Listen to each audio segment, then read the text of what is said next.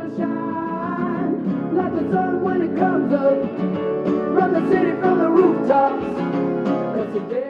Hi, NDCL. We're here with our first edition of Open to Serve, a little NDCL podcast aimed at helping to answer some questions that may be on your mind, on your heart about the things that we're all experiencing together and how we can look at them in this lens of faith. That's going to be the topic that we're going to cover today.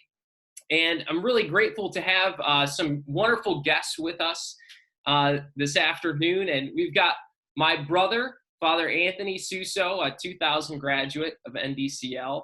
How's it going, everybody? Dan Libertor, current Walsh University sophomore, and Mary Grace Riddell. Well, you know Mary Grace, current senior. So I'll let them go around the horn and introduce themselves. So as Mr. Suso introduced me, I'm Daniel Libertor. I graduated in 2018. I currently go to Walsh University. I'm a sophomore. I'm studying business marketing, and I'm also part of the baseball team. There you go. I'm Mary Grace Riddell. I'm a senior, about to graduate in 2020. I'm involved in Mr. Suso's SALT team and ambassadors, and I am in student council. So nice. Father Anthony Suso. I'm the pastor of St. Columkill Parish in Parma. I've been pastor there for 3 years. I'm a year 2000 graduate from NDCL, and happy to be with you today. Thank you, guys. Thanks for being here. First inaugural. I don't know if this is a podcast or a vlog. We'll just figure it out as we go. But look, I thought it might be a good moment to start out by just thinking about what has the past several weeks been like for us as we've all sort of adjusted to a different form of our daily routine. You know, what are the things that have been new, and maybe what are some of the things that we're grateful for throughout this process? I mean, we've got a couple serious answers to that and then some funny answers to that as well. But you know, like one of the things that I grew to realize was how much really I enjoy long sleeve t-shirts of all things. I've got a stack like a mile high. I never wore those things before. This has been one of those moments. And the other piece, just the simplicity of looking outside, especially when that sun's shining, and seeing as the animals are sort of waking up from spring, right? How those guys are running around, whether it's squirrels or bunnies or maybe some of the flowers coming up, they're running around and life hasn't changed one bit for them. And so it's been a nice reminder of like, hey, you know, there's going to be an end to the things that we're experiencing as we get back to sort of the routine that we all knew a couple weeks ago. So those are a couple of the things that you know, were on my mind about it. I found you talk about getting back into a new routine. I found making a schedule was hard at first. Mm-hmm. Like, you know, it's easy to sleep in when you're like, I have work, but I can do it later, you know. But I found that's been the nicest thing of when I finally have got my schedule. Now I get up around a certain time every day, and I eat my breakfast leisurely. It's kind of nice, you know, it's relaxing. And then I get into everything and try to get everything done at a good time, you know. I found that's just been super fruitful to like, I feel like an adult though. Like I'm getting ready, you know, I make my own schedule, my room's clean, like I have everything done, which is nice. I find that to be very grateful, and I have time to like sit down with my family for lunch. We just came back from lunch, which is just super nice. All four of us, my brother, my parents, and we, every day for a half an hour, we sit and have lunch, which I would typically do with my friends for half an hour, which is nice too. But I'm grateful for those relationships that I have. And yeah, it's been nice for that. Kind of to piggyback off what Mary Grace was saying is the family aspect for sure. It kind of was kind of abrupt, just leaving school so early and coming home. So leaving my buddies was definitely tough just because it was so out of the blue. But definitely coming home to my two siblings, my two sisters and my youngest brother who are still home. And obviously my two parents, it's great to have them. I thought I'd be sick of them by now, but that's definitely not the case. Definitely not the case. It's been fun. Me and Andrew are outside all the time, shooting hoops, doing whatever, frisbee. You know, he's super active. So kind of having him there to kind of keep me going instead of laying in my bed, just, doing homework. And so, yeah, I'm super, super thankful to have him, just a little energizer bunny to have around to keep me active. So. So what's been the biggest changes for me? Obviously, I'm 37 years old. I've been on a schedule for a while, but as a pastor, we had to change everything. When we're celebrating Mass during the day, not having the ability to have public masses. I live with three other priests, and so we've all had to kind of decide, well, we're going to keep celebrating Masses by ourselves. Praying and having Mass every day is central to who we are as priests.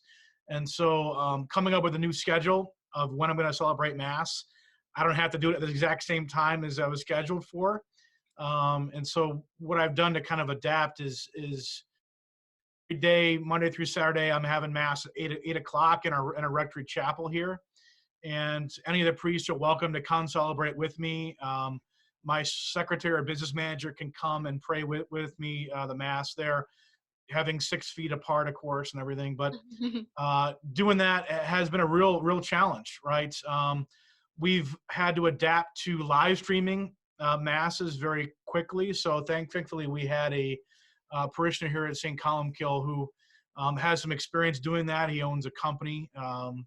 And so I called him in, and we've been live streaming one of our Sunday Masses, putting it on our website, putting it on our Facebook page, and having Mass with no one in the pews has been really tough. Doing the responses with no one to say anything back to you, looking at a camera instead of people, has been really tough. It's been challenging, adapting to that. Not being able to see my congregation on a weekly basis has not been easy, right? I didn't know what that would mean for me, not being able to see them, but now going on, close to 3 weeks without this, we'll be 3 weeks next on Sunday where we've not had public Masses.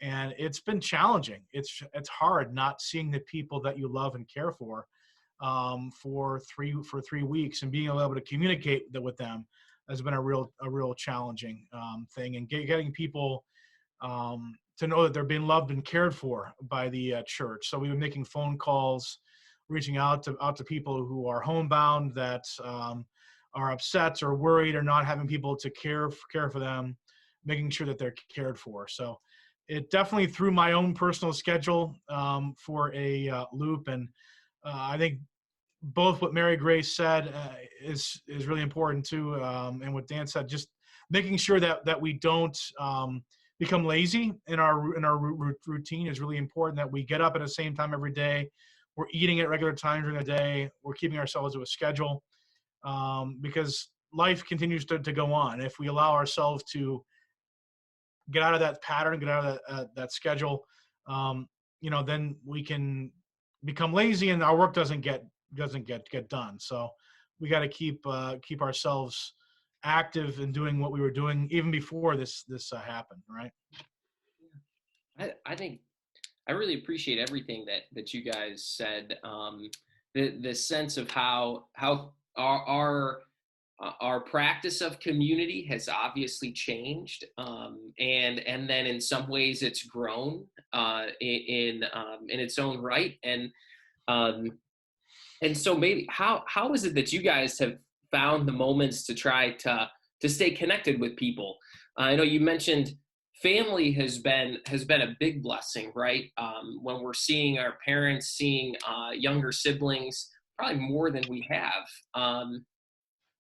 Father, seeing your other priests that are at the rectory more than you normally would, right? And so how is it that you all have been able to stay in touch and sort of continue that community outside of your families and your houses where you live? People have just accepted it and try to run with it. So I have lots of obviously kids know from online classes at NDCL. I had a psych lecture this morning on Blackboard Collaborate, which was fine. I get to see a lot of my classmates, and it basically works the same way it was in school. It's not quite the same, but really accepted it is what it is. And I've also found that I talk to some of my friends like not from NDCL that I'm close with more than I would on a typical daily basis, because we made like a habit to FaceTime about every night or every other night, which is super nice. It's a nice option to have, to see people and try to stay connected after we've all done our homework throughout the day. And also I can say I'm a part of Father Suso's youth group, and we've had Zoom meetings, like discussion based, that we typically would on Sunday nights, which is a nice option as well, to try to keep those conversations going and those groups alive. So I think Zoom, Blackboard Collaborate, FaceTime have all been wonderful tools to keep in touch. Yeah. Yeah, it's kind of in the same way for me. With my buddies, it's kind of as life goes on type thing. It's kind of just text here and there. We'll call each other, usually maybe like once a week or something, with my close buddies. It's a little tougher with the kids from Walsh, since, you know, some, like my roommate, for example, my best friend there, he's from Indiana, so it's kind of like this a longer summer now, so nothing really changes in that aspect. We still keep in touch, but just, yeah, honestly, just every once in a while, just kind of keeping up. I have another friend at Walsh, just once a week, just, hey, how you doing? We have a nice long talk. Just catch up with everything, and it's really important. It might seem like cheesy or something to call your buddy up, you know, have a little heart to heart or whatever, but I think it's really good, and yeah, it definitely helps me out with getting through some things. Even like my two buddies that live around here from NDCL, before this it got real intense here, we just like went on a walk just to catch up, you know, went to a park and went on a walk because we haven't seen each other in a while. We all go to different colleges, so just being able to do that, just think out of the box type thing, and, you know, just being able to see each other, have dialogue with each other, it's great. Yeah, I think that's great. I think that these past couple of weeks have been, to echo what you guys said, a great moment to catch up with some of my best friends from college and check in with them. And one lives in California. One actually lives outside of New Orleans, another in New York City. They're all in these hot spots. And just to check up on them and see how they're doing. And I think one of the biggest things is it helps everybody realize that, look, we're not going through this alone. I mean, everybody's sort of in it together, though we're not standing shoulder to shoulder, but 6 feet apart. You know, we're moving through it together, and there's you know, there's great support there that's present. You guys are acting in that way to you know, to friends, and we're cultivating that right now. But how about you, Anthony? Yeah. So the point that you're making about how this is bringing us closer together and kind of deepening some of those relationships is something that I think the church can speak to in a pretty profound way. God's bringing a lot of good out of this pandemic, and right now we may not be able to see what that good is, but all of you are speaking to bits and pieces of what that good is, right? So all of us are finding ourselves with family more than we ever thought we were before, right? People are home from school. Kids are being homeschooled by their parents a lot more. Parents are becoming the primary educators of their kids. Families are praying together as a family. They're not able to go to church, and so they're gathering around their televisions or their computer screens to pray with live stream masses. They're making sacrifices every day, and so it sounds like God is in control more now than ever before, right? And I think this is teaching us as well that there are some things that the world and modern culture cannot control. You know, we've always been a people that pride ourselves on being able to, you know, harness the powers of nature. Science can help us understand everything and makes us feel like we're in control. But right now, this pandemic is showing us that we don't have all the answers, that human beings are not always in control, and that ultimately God is the one in control of all this. And he is permitting this to happen in order to bring us closer to each other and closer to him, right? And so the church is doing this.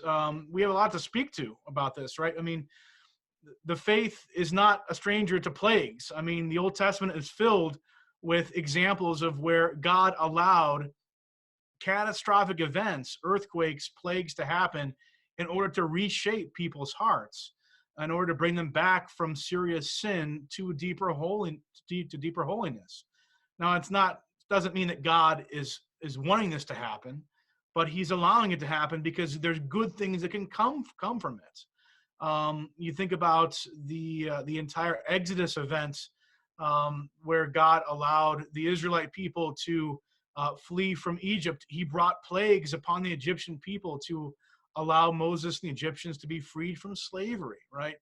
And because of that event, we have Jesus. He is the Lamb of God, that same Lamb that was the Passover lamb that our Jewish brothers and sisters used to commemorate that awesome event that led to their freedom from slavery. We now, as Catholics, believe in by the very hope of our faith. And so Jesus Christ gave for His life for us on the cross, and this is awakening us to a deeper sense of community, family, and faith in a way that we never thought before, right? Because many people can think this is a fearful thing, but it's really not. God is just showing us that we have to trust. We have to trust that He is in control, and that we don't have all the answers. So sometimes we can't fix every problem at a moment's notice, and we have to go back to what is most important: being with our families, teaching them to know, love, and serve God, and to trust that God is ultimately in control, awakening people to a deeper sense of the eternal and the infinite through all this. So I don't see this as something that is horrifically damaging. I think this is a great moment where the world's going to come much closer together, and people are going to have a new appreciation for God and the church they never had before. And we have a great opportunity to bring people to the gospel that we never had before, because they're realizing that life is precious, that life can end in an instant, and that ultimately God is the one that we owe our faith and our allegiance to in the end. Yeah. Father, I think you said this earlier about on our meeting this past Sunday, that after 9/11 there was a heightened attendance at masses, correct? Yes. Didn't you say that? Yeah. And I've just been thinking about that because I miss mass, and I have that desire to go to mass, and it's we can't go. And I think through all of this, not only we get stronger as a community, but we have a stronger desire to be present and be there. I think there's going to be a greater appreciation after all of this for the things that we go to and we enjoy, but we're really thoroughly going to enjoy them when all of this is over. And I definitely, if I had to predict something, I would think that there would be higher numbers, probably more people coming to mass after this because they found that they miss it. Yeah. Yeah. The thing that I really liked about what both of you said is how it's pointing, the things that we're experiencing now are pointing to something that's eternal. The stuff that's temporary, the stuff that may not really matter, it's probably all stuff that we can live without to begin with. We hear about runs on toilet paper and or cleaning supplies, and think about what sometimes uncertainty and anxiety and fear can sort of prompt people to do, but when we take a step back and realize the important pieces about cultivating those relationships with one another, because that's ultimately how we're experiencing God as well, through each other, that points us back to then that important value of where God should be in our life, right at the center, and pointing other people to it. Dan, what have things been like at Walsh? How have you seen your your faith impacted by that community there? Going to NDCL, obviously it's a great Catholic school. I was fortunate enough to be involved with a lot of different things with campus ministry and such. But in college you have a choice, especially going to a college like Walsh, one of the bigger schools. You have a choice. So I feel like for me, it meant a little more to get involved with different. I'm in a program, a group called the Brotherhood, And just a bunch of guys that will have dinner together every week. We'll have night prayer every Thursday.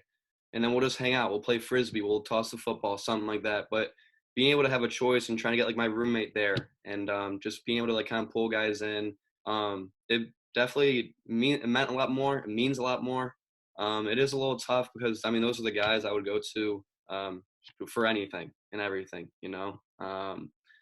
So getting involved with those groups is just so important, especially just right off the bat. So when you do get in those groups and you maybe fall back a little bit, you have those guys like, hold on, you know, you're supposed to be with us type thing, which is awesome to have. So for me, I think the biggest thing when freshman year going into college was just getting in those groups as soon as possible and just getting, because I mean, those are the closest guys I have on campus right there. And then just getting on that routine of going to mass every Sunday. You know, I've been going to mass my whole life. I have a great Catholic family that's raised me, great parents. So just being able to have that routine. Turn into a heathen, Dan. Yeah, so I don't know, just having that routine, going to mass every Sunday, and getting the most out of it. I don't know, it's been great for me, honestly, going to Walsh, because it's a great Catholic school, but it also they're not pushing it there. They're not pushing it there, so you still do have that choice, which I feel like that was awesome for me, and that's actually a big reason of why I did choose Walsh to go to. So yeah, that's great. So if we could each give, you know, that one piece of advice to somebody who's living in this moment, right, where there can be some anxiety and nervousness, and knowing that, look, everybody's on a different journey of faith. They're all at different moments in their progression, right? Where I am is different from where you know, my bro is, which is different from where Dan is and where Mary Grace is, and that's all fine if we're, as long as we're sort of moving towards that same direction. And so what would be the thing that, you know, Mary Grace, you being a senior in at NDCL right now, what's the piece of advice you could give to you know, to your fellow seniors, to your fellow Lions, you know, from that perspective? Dan, from your perspective, looking at those NDCL graduates, but also those seniors who, you know, are in this moment away from that community that they've come to know and love for 4 years. And then, bro, you just wrap it all up. Sure. All right. So I talked about the schedule thing, and I think for me, just staying sane in a sense, because I like being around people and it's annoying to not be. So to make a schedule and have set things to do, my advice would be I am trying to stay connected to God too, because within that schedule I have incorporated times of prayer, like mass during line time or adoration or something. And so my advice would be that I found, I didn't happen the first week, I can tell you, I was not on top of it. But to pick something and do it every day, something simple. So me and my one friend, we were talking and we were like, man, like, I just don't feel like I'm in tune with my prayer life. And I know that that's crucial to this time of crisis when we're all struggling. So we both are reading a chapter of the Bible every day. So we just like picked a book. We're picked Mark. So every morning when I talked about my leisurely breakfast, I read my chapter of Mark, and it really just starts off my day great. And it's just a little thing, but it's like I picked a tangible thing to do every day that that is now become routine and sets off my day and really puts things in perspective, like Father Sousa was talking about, and how there's a greater power. There's more to this plan than just our everyday little lives. So my one advice would be, think of a goal that you have or something you want to work on, whether it be faith or not, and make a set plan. Just be like, okay, I'm going to do this one thing. I'm going to go for a 5-minute run every day, or I'm going to read this book, the Bible, or I'm going to say this prayer at 10 o'clock every night, or whatever it is. So that would be my advice. Pick one thing and work on it. That's awesome. Oh, Mary Grace kind of stole my idea, but it's Sorry. all right. No, you're fine. I love the routine thing, just doing something every day. My family has a good routine going kind of the past 2 weeks that we've kind of had. We have like a little walk together. If you can, I have had homework, a lot of homework, so sometimes I can't go. We're just going on a walk just outside the house. We also try to get in a rosary in every night, which is just a nice way just to end the day. But kind of just to kind of branch off that, For me especially, I'm a big family guy. I've always known that just growing up in a big family, it's just been awesome. And I've always appreciated them, obviously, but just really relying on them, your brothers and sisters, your parents especially. It's been awesome being here, just kind of just messing around. Everyone has a lot of stuff to do, but I'm just still just being goofy or whatever, just messing around with them. But it's so important to just rely on them, because I feel like, I mean, that's your constant throughout life. I mean, obviously you have friends that come and go. I'm not trying to be all cheesy here, but it's just true. And that's the one constant in your life. And so, I mean, those are your best friends. So I think relying on your family, relying on your brothers and sisters, that's the biggest thing for me right now. That's kind of what's getting me through. There's been some days where I'm like, this is tough, but being able to, like I said, going outside with my little brother or just messing around with my two sisters or whatever. Me and my little brother are teaching them and Grace how to play like a video game. And they're like, what has happened? And like, it's just stupid stuff that it kind of just gets you through the days, and just it's awesome to just stay connected in that way, whether it be the faith aspect or just messing around. That's my advice. Just really rely on the family. My advice, I think, first of all, would be understand that God uses negativity, God uses catastrophe, horrible moments, bad situation to make saints, right? And the best example you could see from the 20th century is Adolf Hitler, World War II, the horrible evil that brought about. There were more saints that were made in the 20th century because of that horrible atrocity than there had been the previous 19 centuries. Men like St. Maximilian Kolbe, Edith Stein.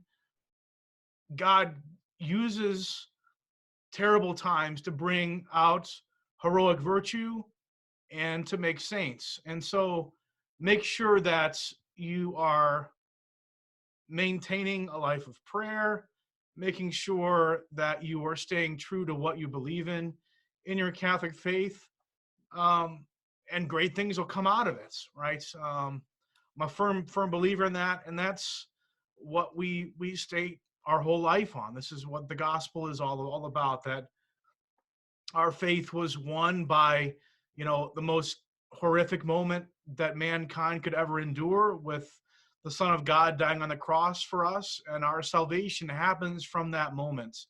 And so whenever we find ourselves in a dangerous, horrible moment surrounded by death or evil, great saints remain faithful during that time, and great good comes from that. And so stay true to prayer, stay true to doing whatever you can to stay connected with family and faith, and see where the Holy Spirit is inspiring you to do things that are heroically virtuous, right? God can call you to become a saint, especially during this time. So keep up the good work with that. Father, I'm glad you went last, because I think we'd all, our answers would probably be pale in comparison to that. Hey, I want to thank each one of you for for being our first inaugural guests on this podcast. And hey, I've got one final message to share, but it's actually on a poster that's just off the side of my desk here. So I'm going to grab it. So I'll be right back. All right. So I found one of the other blessings of this being at home has just been lots of time to clean. And, spring cleaning got a little bit of a head start, but I found this poster, talk about things left over from college, but I found this poster from my days in college, and it's got a big statue of Mary on it as well right there. I know it's backwards, but that's a big statue of Mary, sits on top of the Golden Dome out at Notre Dame. And this is a little quote by Lou Holtz, even though it's backwards. I don't know how to adjust for that, but it says, look, God did not put us on this earth to be ordinary. So look, take this time, take the next week, do something extraordinary. Whether you are starting to get into your relationship with God, it's a great time to talk to him in these moments, right? Or if it's somebody who was used to going to daily mass, we all have something to value and gain out of this experience. So, hey, remember, God didn't put us on this earth to be ordinary. go out there and do something great, even if it's just in your little plot of your house. You can make a big impact. So thank you, Father. Thank you, Dan. Thanks, Mary Grace. And Thank you. we'll be praying for everybody. And hey, to all the NDCL Lions, God bless you guys. Bye. Thank you. It's gonna be my day, it's gonna be my day.